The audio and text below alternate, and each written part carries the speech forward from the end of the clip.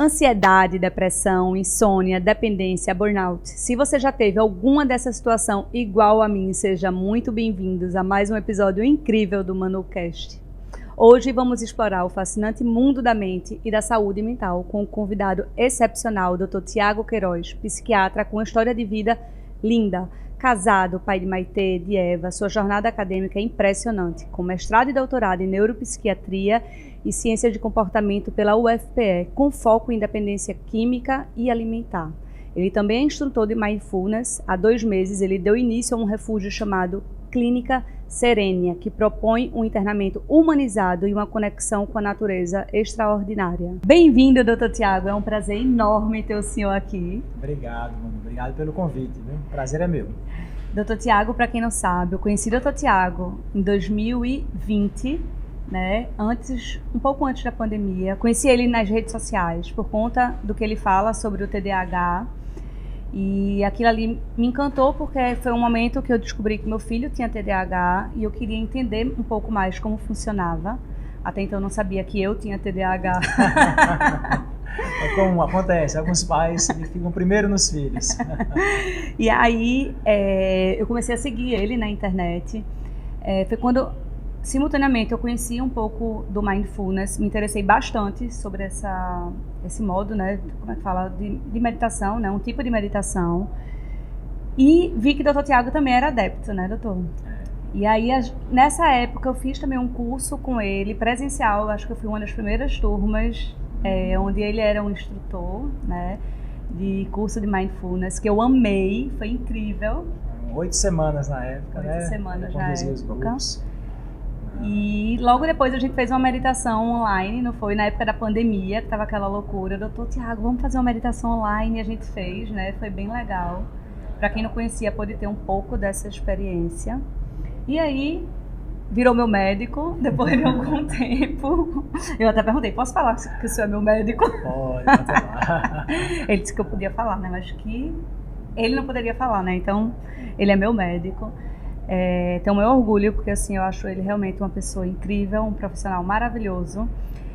E convidei ele hoje para estar aqui nesse podcast, né? A gente conversando um pouco sobre esse assunto, né? Que eu acho que depois da pós-pandemia, eu acho que ficou mais em alta ainda, né? Sobre saúde mental. Então eu queria, né, saber do senhor por que essa palavra saúde mental ficou tão em alta.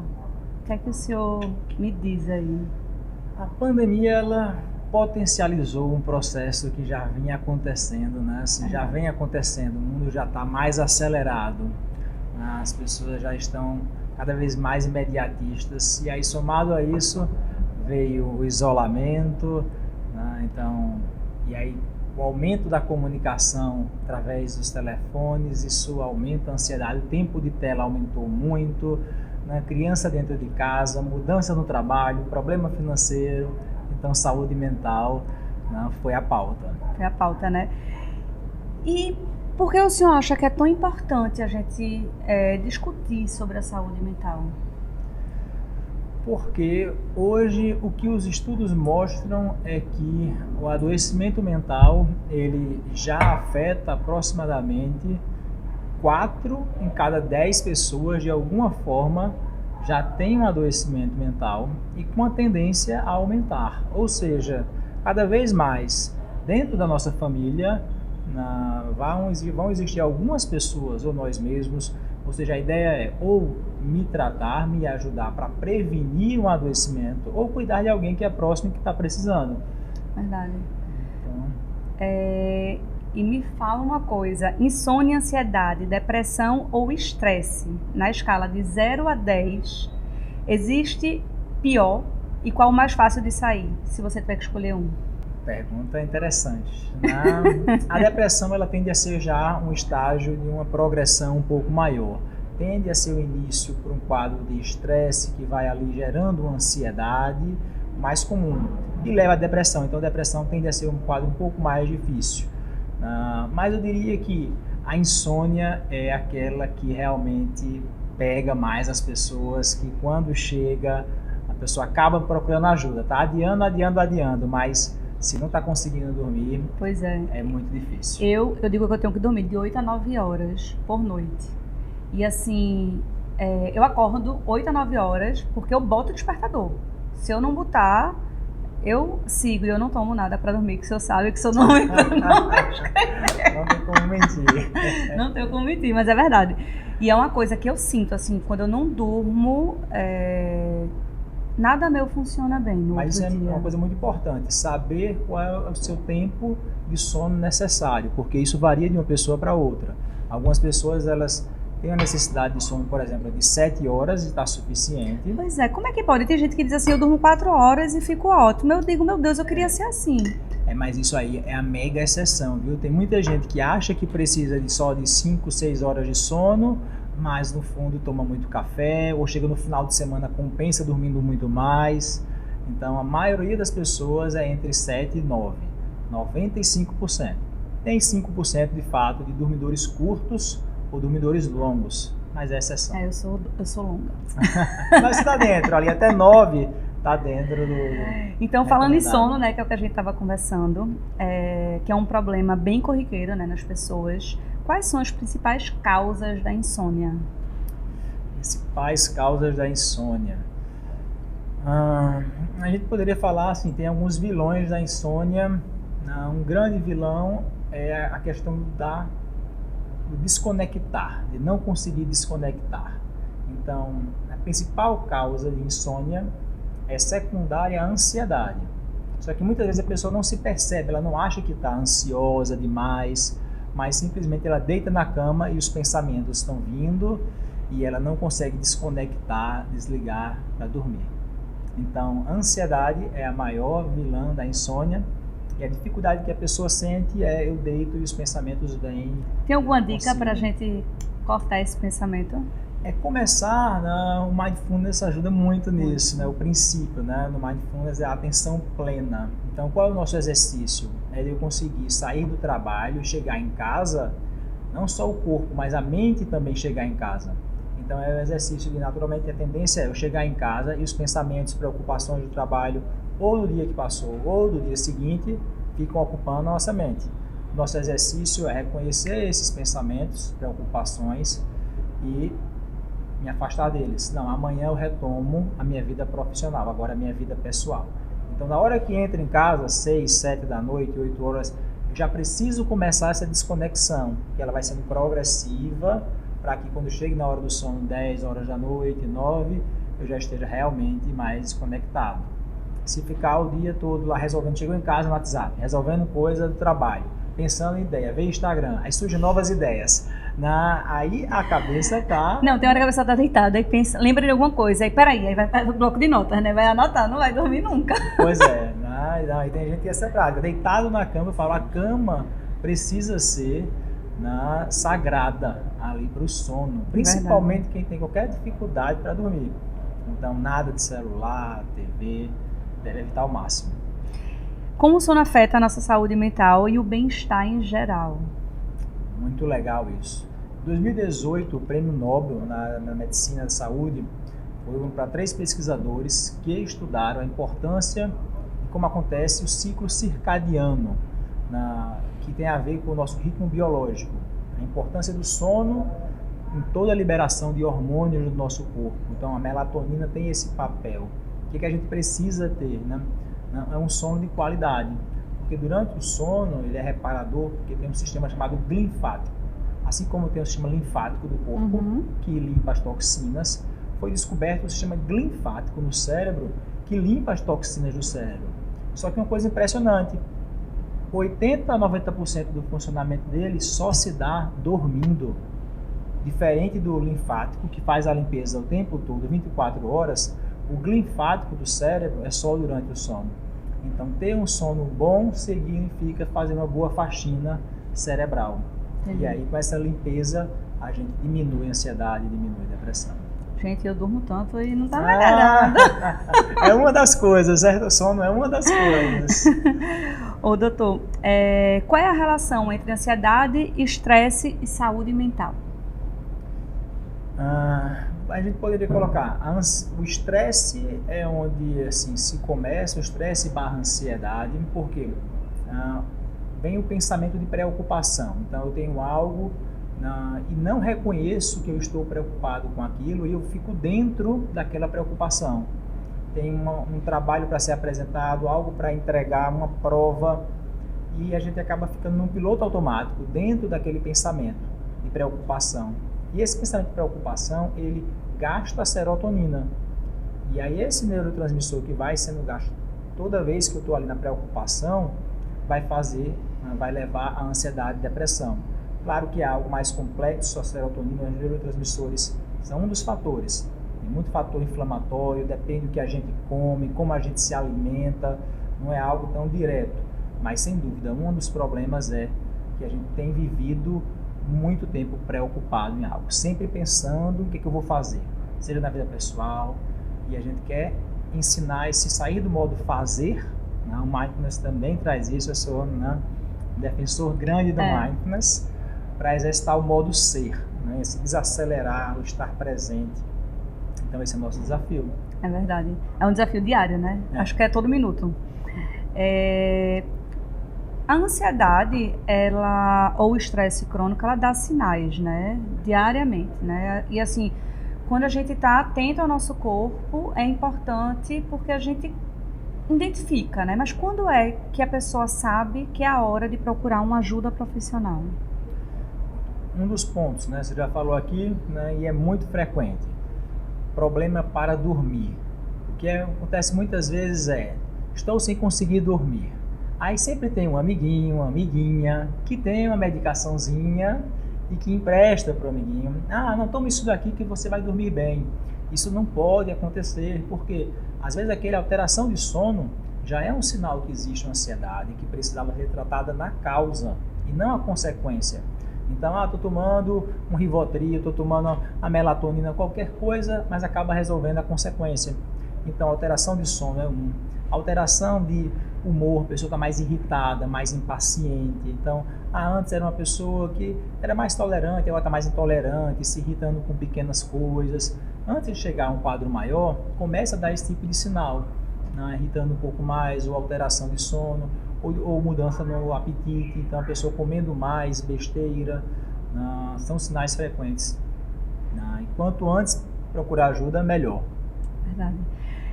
A gente tem visto cada vez mais pessoas sendo diagnosticadas com TDAH, foi o que eu falei, né? Assim, eu comecei a seguir o senhor por conta do meu filho, depois eu comecei a achar que eu também tinha, né? E déficit de atenção, TDAH. O que aconteceu que a gente está tão disperso? O senhor já falou do telefone, né? Que isso, a gente fica muito conectado, né? Isso, a gente não está também exercitando essa habilidade de estar presente com menos estímulos.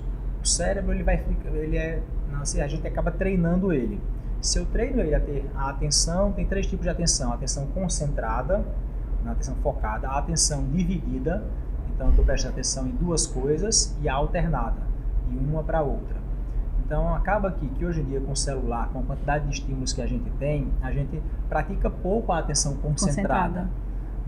Então, por exemplo, leitura de livro.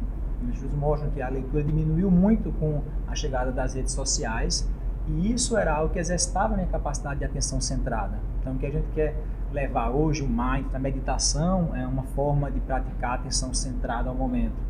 Então todo mundo precisa, nesses dias atuais, encontrar uma forma de exercitar essa habilidade de estar presente, atenção a uma única coisa, seja uma meditação, seja mesmo assistindo uma série, tá ali, porque mesmo vendo uma série, a pessoa fica vendo a série e no celular. Sim. Né? Se identificou com o Manu.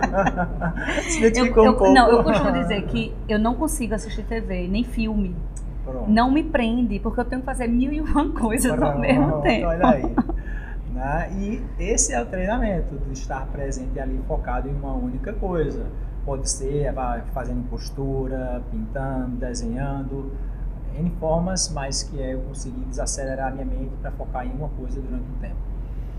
Doutor, o diagnóstico de autismo também cresceu bastante, né? Há alguma explicação científica para esses números? Existem várias hipóteses, né? Assim, existe a questão que antes existia a questão do autismo e o Asperger, que era uma forma de autismo diferente, então que não era muito diagnosticada, se conhecia menos o transtorno, então tem muita gente que já tinha o autismo e não tinha o diagnóstico. Isso aconteceu mais ou menos com o TDAH também. Muita gente tinha TDAH, mas a ciência ainda foi algo que foi reconhecido posteriormente, então demora a chegar, depois que a ciência reconhece como transtorno, até chegar na ponta das pessoas demora. E aí tem algumas hipóteses, como a questão do uso de telas na infância, precoce, antes dos 2 anos. Há estudos que têm associado, às vezes, o ácido fólico que é ingerido pela gestante, com uma possibilidade, mas não há nada ainda assim absolutamente determinante. É algo que é importante se falar, assim, o uso de telas, sim. O uso de telas mostra que existe alguma coisa assim antes de 2 anos tem mais chance. Agora é uma curiosidade assim minha. Existe alguma coisa relacionada a dependentes químicos e autismo, não?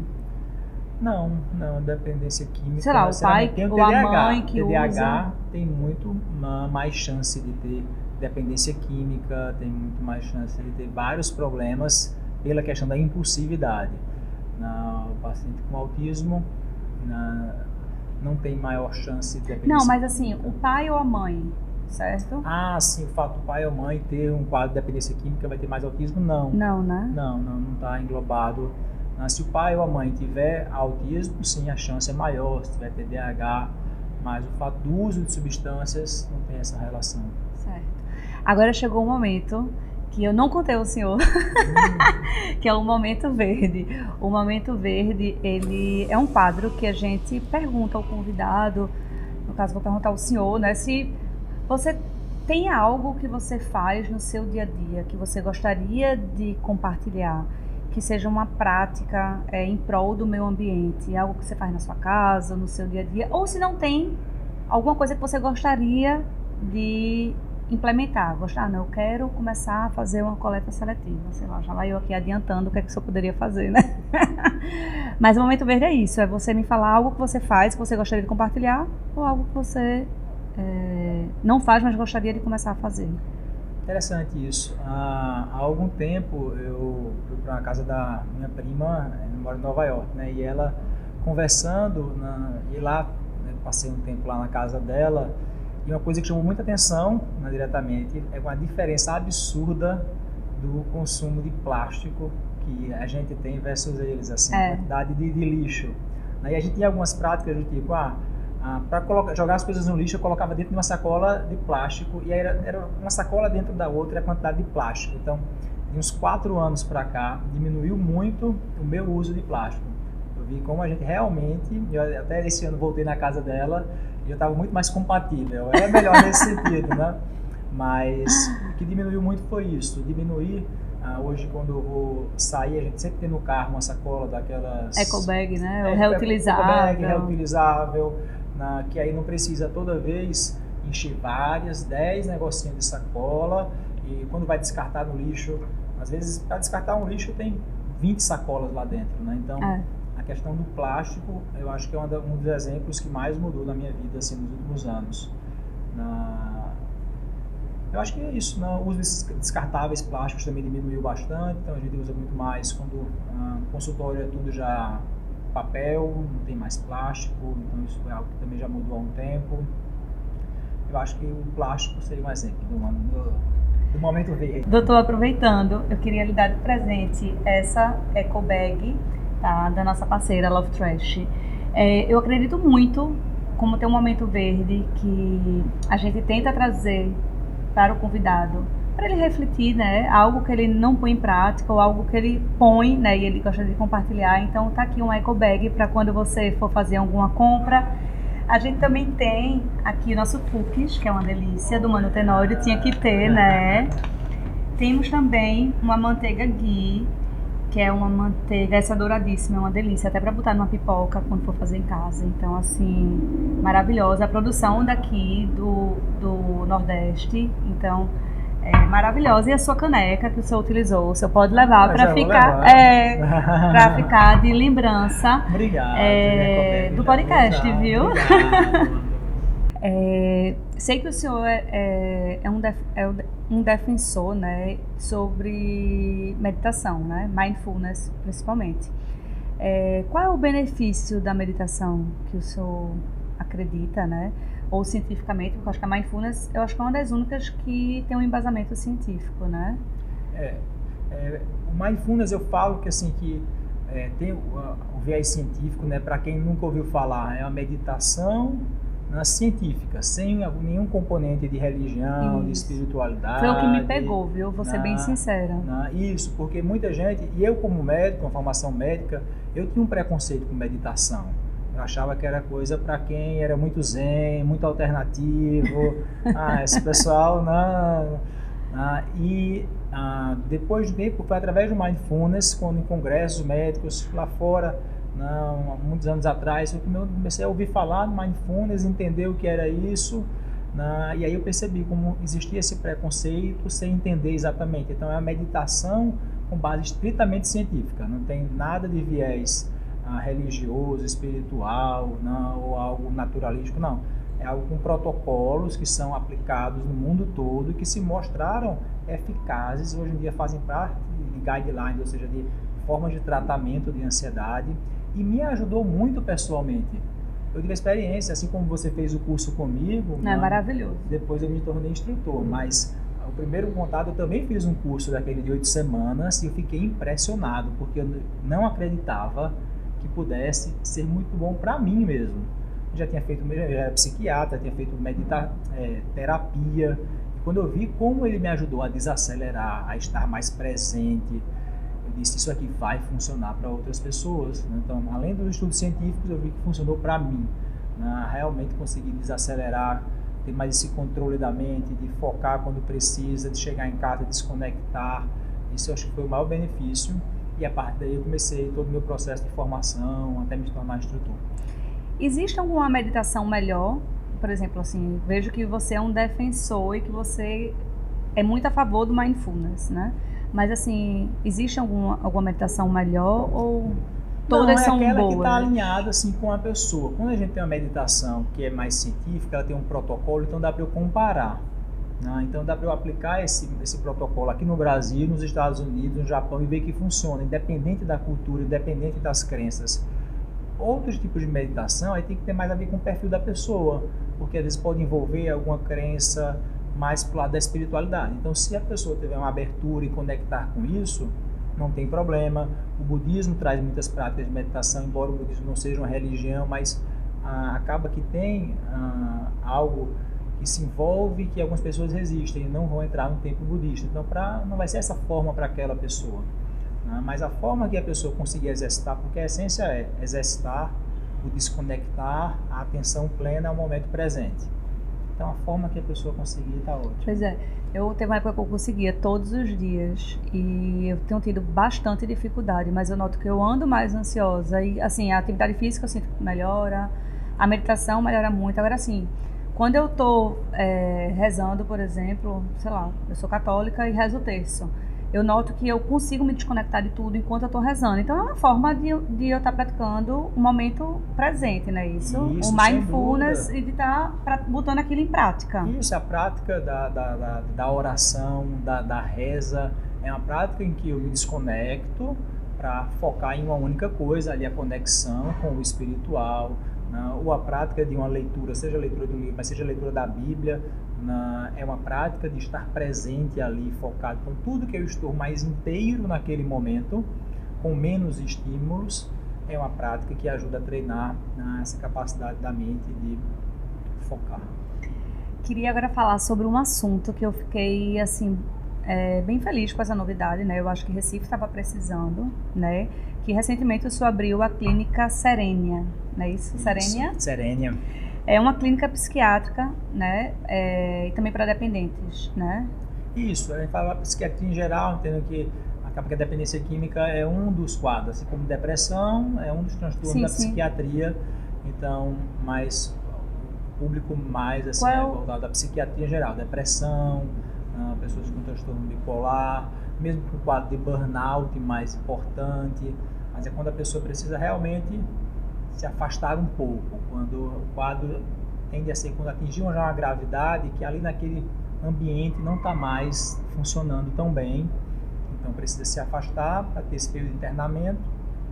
E a ideia justamente era trazer essa perspectiva de um internamento mais humanizado na psiquiatria, que a gente tem essa visão de poder proporcionar um ambiente de acolhimento, um ambiente de afeto, de cuidado, em que a pessoa se sentisse, assim, quebrar o preconceito que existe, porque às vezes quando se fala assim de internamento em psiquiatria, a gente já pensa uma coisa pesada, manicômio, né? Existe já algo assim, uma coisa dos filmes, camisa de força, né? E não precisa, e não é, né, necessariamente nada disso. Existem referências mundo afora de clínicas que são clínicas de psiquiatria, assim como existe de ortopedia, existe de cardiologia, né, para a gente quebrar o preconceito, porque isso muitas vezes impede as pessoas de se cuidarem. Então a Serenia surgiu dessa ideia de poder proporcionar ao paciente que mais precisa um ambiente legal para ele. Então, o seu principal diferencial na Serenia, você acredita que é a conexão com a natureza? Eu acredito que assim, é proporcionar um ambiente de maior conexão com a natureza e consigo mesmo, né? Porque aí a gente consegue, né, ter esse ambiente mais humanização, né, e aos poucos quebrando esse preconceito e estimulando as pessoas a cuidar da sua saúde mental. Mesmo quem não vai se internar na Serenia, começa a entender algo diferente sobre saúde mental. Então, levar essa mensagem. O ambiente, eu dei uma olhada no Instagram, né? O senhor posta, tem o Instagram da clínica, e eu vi que ele é um ambiente bem integrado com a natureza. Eu fiquei, assim, bem passada positivamente, né? O que a ciência fala da importância da conexão com o meio ambiente, com a natureza? Os estudos, né, têm trazido cada vez mais em congresso, a gente vai tanto no Brasil, fora do Brasil, né, essa importância da gente se reconectar com as nossas origens, com as nossas essências. Então, quando a gente tem lá, por exemplo, na Serenia, a gente tem a Serenia Farm, que é a fazendinha, e que tem uma horta orgânica. Então, as pessoas podem, né, também um exercício de meditação, parar para fazer a coleta do alimento, né, eu tenho mais consciência daquele alimento que vem da terra. Isso ajuda a desacelerar. Na hora que eu estou comendo, eu tenho a conexão, eita, foi aquela alface que eu colhi. Então a gente sai do piloto automático, porque tudo que a gente está vivendo hoje em dia é piloto automático, fazendo as coisas, comendo, pensando em outra coisa. Então essa conexão com a natureza, o pé na grama, né, o ground, então ajuda a sentir mais a sensação, para onde eu estou pisando. A gente anda com a cabeça já pensando em outros lugares. Quando eu tenho sensações como a grama e o próprio verde, então hoje tem experiências de banho, natureza, então o papel do verde sendo inserido nos diferentes ambientes. Então é algo que a gente realmente privilegiou e queria que tivesse realmente essa experiência. É engraçado que assim, eu tive 2 experiências esse ano. Uma foi, eu nunca tinha tomado um banho de cachoeira na vida. Foi mesmo, E aí eu resolvi ir para Chapada dos Veadeiros, e lá uma coisa que me fez ir para lá foi a conexão com a natureza, e 2 é que não tem sinal de internet. Então a gente só conecta o celular quando você está no Wi-Fi, mas assim, durante o dia inteiro você não tem acesso à internet. E é impressionante como você volta nova da viagem, né? E a outra foi uma que eu fiz, mas foi uma viagem religiosa, assim, eu fiz o caminho da fé, caminhando, e também foi impressionante a conexão, o quanto foi fundamental, assim, para eu me sentir mais renovada, sabe? Menos ansiosa. Não, essas experiências, a natureza, ela é um exemplo prático de cuidado. A natureza, ela se cuida por si própria, né? O homem que às vezes atrapalha. Então, quando você está em mais conexão com a natureza, isso se remete ao cuidar também, cuidar das plantas, da Serenia, dos animais, traz essa perspectiva de autocuidado, porque muitas vezes a gente está se cuidando muito pouco, né? Você perguntou no começo, né? Por que tanto adoecimento? Mas é porque a gente está se cuidando menos, a gente está se cobrando mais, está exigindo mais e está se cuidando menos. Então a natureza nos ensina tem tempo para desacelerar. Então as coisas têm o seu tempo, então estar conectado a isso é muito bom. Doutor Tiago, eu queria agradecer, né? Gostaria de não encerrar, porque assim eu poderia falar muito tempo, muito mais coisas, assim, de perguntar. O senhor fala umas coisas assim que eu acho bem interessante, então a gente poderia ficar aqui conversando por horas, né? Mas eu queria agradecer a sua presença. Eu espero que tenha, né, e que possa ajudar muitas pessoas, né, vendo esses vídeos. esse vídeo que a gente está aqui fazendo hoje. Se as pessoas quiserem entrar em contato com o senhor, qual a rede social da clínica ou do senhor, enfim, fale aí suas redes. Certo, vou falar.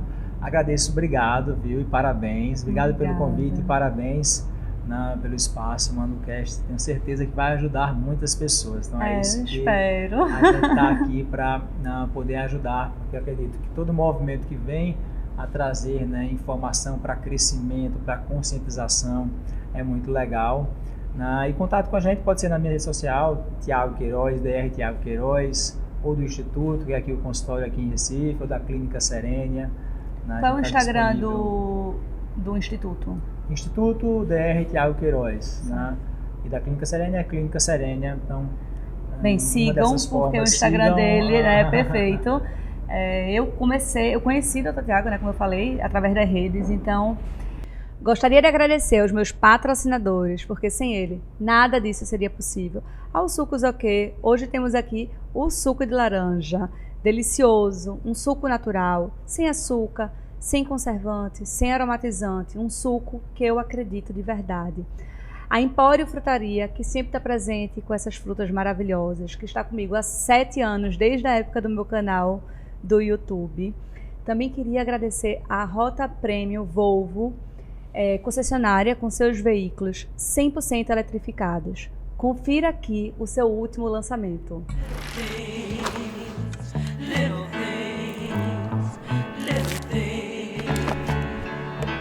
Cause it's the little things that mean an awful lot.